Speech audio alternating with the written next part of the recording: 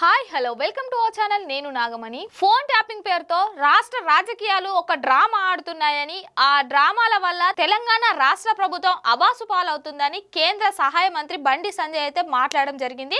దానికి సంబంధించిన అంశాలు ఒకసారి వీడియోలో చూద్దాం. దేశవ్యాప్తంగా రాష్ట్ర వ్యాప్తంగా అందరికీ తెలుసు, ఫోన్ ట్యాపింగ్ తో వందల మంది కొంపలు ముంచిన వ్యక్తి అయితే కేటీఆర్ అని అందరికీ తెలిసే. అట్లాంటిది ఫోన్ ట్యాపింగ్ కేసులో కేటీఆర్ ని ఒక సాక్షిగా తీసుకొని ఆయన నుంచి ఒక వాంగ్మూలం తీసుకొని కేసు విచారణ చేయడం అసలు ఇది ఎంతవరకు కరెక్టో, ఇది చాలా విడ్డూరంగా ఉందని అయితే బండి సంజయ్ మాట్లాడడం జరిగింది. అయితే ఈ కేసుల విచారణలు ఇవన్నీ ఎప్పటి వరకు కొనసాగుతాయి అంటే, ఫామ్ హౌస్ కు మరియు ఏఐసిసికి ఒక ఒప్పందం అనేది కుదిరే వరకు ఇవి ఎప్పుడు జరుగుతూనే ఉంటాయి, ఈ డ్రామాలు జరుగుతూనే ఉంటాయి, ఈ విచారణలు అనేవి జరుగుతూనే ఉంటాయి అని అయితే బండి సంజయ్ మాట్లాడడం జరుగుతుంది. ఈ క్రమంలోనే బండి సంజయ్ ఈ రోజు అకింపేటలో మీడియాతో మాట్లాడుతూ, ఎవరైతే సిట్ అధికారులు ఉన్నారో వాళ్ళు నిజాయితీ పరులు అయినటువంటి వాళ్ళు, సమర్థవంతమైనటువంటి వాళ్ళు విచారణ చేస్తున్నారు.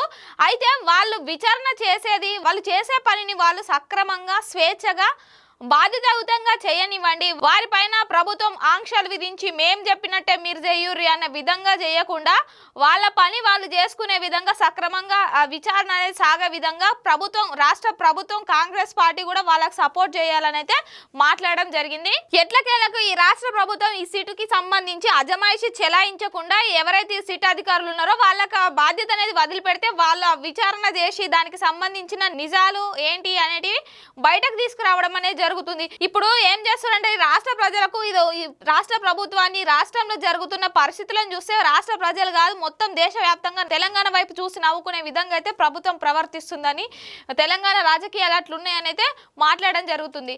ఎందుకంటే ఇప్పుడు జరుగుతున్న పరిణామాలు అట్లనే ఉన్నాయి. ఏమంటారు, మొన్నటి వరకు ఈ కార్ రేస్ అయింది, ఈ కార్ రేస్ అయిపోయిన తర్వాత కాళేశ్వరం అయింది, కాళేశ్వరం అయిన తర్వాత కృష్ణా జలాలు వాటల గురించి అయింది, తర్వాత ఇప్పుడు ఏంటిది మళ్ళీ తాజాగా ఫోన్ ట్యాపింగ్ అనేది విచారణ ముందటేసుకున్నారు. ఎప్పుడు ఒక విచారణ అనే విధంగానే కొనసాగుతుంది కానీ రాష్ట్రం అభివృద్ధి చెందాలి, రాష్ట్రాన్ని మంచిగా పరిపాలించాలి అన్న విధంగా అయితే రాష్ట్ర ప్రభుత్వం ఆలోచించడం లేదని అయితే ఆయన మాట్లాడడం జరుగుతుంది. ఈ తెలంగాణలో ఈ పరిస్థితులను చూసినట్లయితే తెలంగాణలో ఉన్న ఇప్పుడు కాంగ్రెస్ ప్రభుత్వం యొక్క అసమర్థ పాలన వైఫల్యాలు కళ్ళకు కట్టినట్టు కనిపిస్తున్నాయి.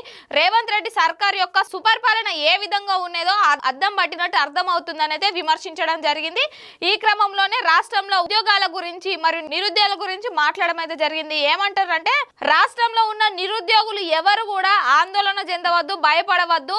రాష్ట్ర ప్రభుత్వం నియామకాలకు నోటిఫికేషన్లు ఇచ్చిన ఇయ్యకున్నా మీరు అస్సలు ఫికర్ పడకుర్రి. కేంద్ర ప్రభుత్వం, కేంద్రంలో మా ప్రభుత్వమే ఉంది కనుక నరేంద్ర మోడీ గారు ఎప్పుడు నోటిఫికేషన్లు ఇస్తూనే ఉంటారు. మీరు రాష్ట్రంలో గురించి ఇడిచిపెట్టుర్రి, మీరు కేంద్రంలో ఉద్యోగాలకు పోటీ పడుర్రి, ఉద్యోగాలు వస్తాయి. రాష్ట్రం గురించి ఇడిచిపెట్టి కేంద్ర పరీక్షలకు సిద్ధం కాని అన్న విధంగా మాట్లాడారు. నరేంద్ర మోదీ గారు ఒక మంచి నిర్ణయం తీసుకొని ఒక జాబ్ క్యాలెండర్ అయితే నిర్ణయించుకొని ఆ జాబ్ క్యాలెండర్ ప్రకారం ఎప్పుడు నోటిఫికేషన్లు వేస్తుర్రు. నిరుద్యోగులు ఎవరు కూడా నిరాశ చెందవద్దు. కేంద్ర ప్రభుత్వం నిరుద్యోగ వ్యవస్థను నిర్మూలించడానికే నరేంద్ర మోదీ గారు start of India, make in India, standard India అన్న విధంగా అయితే నిరుద్యోగులు వీళ్ళే start of India, standard India, make in India వంటి కార్యక్రమాల ద్వారా ఎవరైనా నిరుద్యోగులు వాళ్ళ కాళ్ళపైన వాళ్ళు నిలబడమే కాకుండా 10 మందికి ఉద్యోగాలు ఇచ్చే విధంగా వాళ్ళని అయితే తీర్చిదిద్దుతారని మాట్లాడారు. అయితే రాష్ట్ర ప్రభుత్వం గురించి మాట్లాడుతూ, టీజీపీఎస్ గురించి మాట్లాడుతూ, టీజీపీఎస్ అంటేనే లీకులు,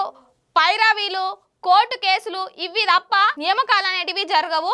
ఒకవేళ పరీక్షలు నిర్వహించినప్పటికీ నియామకాలు చేపట్టడం అనేది జరగదు. ఎందుకంటే అది కోర్టు కేసుల ద్వారా అది ముందుకు కొనసాగుతూనే ఉంటుంది తప్ప ఎప్పటికి కూడా నియామకాలు అనేది సమర్థవంతంగా జరగవు అన్న విధంగా మాట్లాడుతారు. అందుకనే మా కేంద్ర ప్రభుత్వం రాష్ట్రంలో ఉన్న నిరుద్యోగ వ్యవస్థను నిర్మూలిస్తుంది. కేంద్ర ప్రభుత్వం రిలీజ్ చేసిన నోటిఫికేషన్లకు ప్రిపేర్ అయ్యి పరీక్షలు రాసి జాబులు కొట్టుర్రి అనేది చెప్తారు. సార్ ఒక్క మాట అడుగుతా నేను, ఇప్పుడు కేంద్రం అంటే దేశవ్యాప్తంగా పోటీ పడాల్సి ఉంటుంది. ఇప్పుడు మరి రాష్ట్రంలో కూడా రాష్ట్రానికి సంబంధించిన ఉద్యోగాలు ఉంటాయి కదా, మరి వాటి సంగతి ఏంది? ఇప్పుడు రాష్ట్రంలో ఎవరి రాష్ట్రంలో వాళ్ళు పోటీ పడి ఉద్యోగం సాధించడం ఈజీ, దేశవ్యాప్తంగా పోటీ పడి ఉద్యోగం సాధించడం అనేది కొంచెం కష్టమైన విషయం. అందువల్ల ఇప్పుడు రాష్ట్రంలో ఉన్న జాబులకి సంబంధించి కేంద్ర ప్రభుత్వంకి సంబంధించిన మంత్రిగా ఉండి ఆ స్థాయిలో ఉండి మీకు అధికారం ఉంది, రాష్ట్ర ప్రభుత్వాన్ని డిమాండ్ చేసే అధికారం ఉంది అనొచ్చు కదా, రాష్ట్ర ప్రభుత్వాన్ని డిమాండ్ చేయొచ్చు కదా. తెలంగాణలో నిరుద్యోగుల బతుకులు ఆగమైనాయి, వాళ్ళ బతుకులు ప్రశ్నార్థకంగా మారినాయి, మీరు నోటిఫికేషన్లు ఇవ్వుర్రి. తెలంగాణలో ప్రజలు కూడా చాలా ఇబ్బందుల్లో ఉన్నారు, మీరు ఎన్నికల సమయంలో ఇచ్చిన హామీలను ఎందుకు నిర్వర్తిస్తలేరు, ఎందుకు ఇంప్లిమెంట్ చేస్తలేరు అని ప్రశ్నించుర్రి, డిమాండ్ చేయుర్రి. అప్పుడు కానీ అప్పటికన్నా మీరు ఈ విధంగా వాళ్ళ ప్రభుత్వం పైన ఒత్తిడి తీసుకొస్తే కనుక ఈ నిరుద్యోగుల కోసం ఉద్యోగ నోటిఫికేషన్లు వేయడం, ఇచ్చిన హామీలను నిర్వర్తించడం, అమలు పరచడం అనేది అప్పటికైనా చేస్తారు కావచ్చు.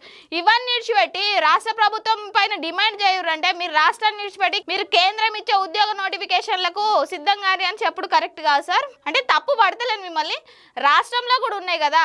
రాష్ట్రం మరి ఇప్పుడు అందరు కేంద్రం సైడ్ పోతే మరి రాష్ట్రంలో ఉన్న ఎవరికి కావాలి, కాకులు ఎత్తుకపోతాయా? అందువల్ల కొంచెం ఇప్పటికైనా నిరుద్యోగుల తరపున కొంచెం వాళ్ళు ఆల్రెడీ ఇప్పుడు రోడ్లపైకి అట్లా వస్తురు, వాళ్ళు రోడ్లపైకి రాకుండా ఎట్లాంటి ఆందోళనలు చేయకుండా అసంతృప్తికి గురి కాకుండా వాళ్ళ తరపున నిలబడి వారికి సపోర్ట్ ఉండి ప్రభుత్వాన్ని నిలదీయండి, ప్రభుత్వాన్ని డిమాండ్ చేయండి. వాళ్ళు మిమ్మల్ని అధికారంలోకి తీసుకొచ్చుకుంది, మీరు వాళ్ళను పాలిస్తారు, వారికి ఉద్యోగ నోటిఫికేషన్లు ఇస్తారు, సంక్షేమ పథకాలు తీసుకొస్తారు అన్న ఉద్దేశంతో మిమ్మల్ని అధికారంలోకి తీసుకొచ్చారు కనుక మీరు వారికి ఇచ్చిన మాటను నిలబెట్టుకోరి అని డిమాండ్ చేయుర్రి.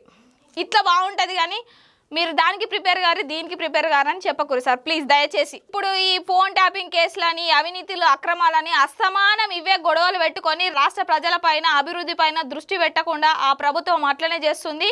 కనీసం మీరైనా ఇవన్నీ ఎప్పటికుండే గొడవలే, ఇవన్నీ జరిగిపోయినాయే, వీటికి న్యాయం జరుగుతుంది అనేది లేదు. ఎందుకంటే రాజకీయాలకు సంబంధించింది కాబట్టి ఇది ఎప్పుడు నిరంతర ప్రక్రియ, ఇది ఎప్పుడు జరుగుతూనే ఉంటుంది, విచారణలు తప్ప వీటికంటూ ఒక పర్మనెంట్ సొల్యూషన్ అనేది రాదు. ఈ జరిగిపోయిన దాని గురించి విడిచిపెట్టి భవిష్యత్తు, రాష్ట్ర భవిష్యత్తు గురించి ఆలోచించే విధంగా అయితే నిర్ణయం తీసుకొని రాష్ట్ర ప్రజల తరపున పోరాడండి. Thank you. ఈ వీడియో కనుక మీకు నచ్చినట్లయితే లైక్ చేయండి.